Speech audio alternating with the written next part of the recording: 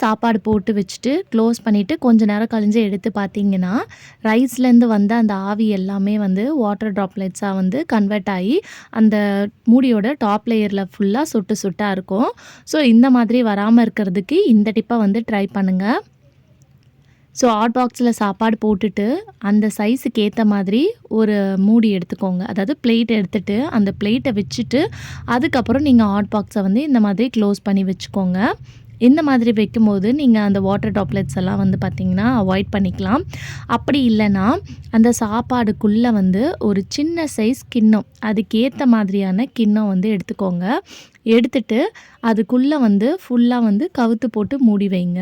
So இந்த மாதிரி மூடி வைக்கும் போதும் அந்த வாட்டர் ட்ராப்லெட்ஸ்லாம் வந்து தண்ணி அந்த டாப் லேயரில் வந்து வர்றதை வந்து நீங்கள் அவாய்ட் பண்ணிக்கலாம். ஸோ இந்த மாதிரி போட்டுட்டு அதுக்கப்புறம் ஹாட் பாக்ஸ் மூடியை வந்து நீங்கள் மூடி வச்சிடலாம். ஸோ கண்டிப்பாக இந்த டிப்பு ரொம்ப யூஸ்ஃபுல்லாக இருக்கும். ட்ரை பண்ணி பாருங்கள்.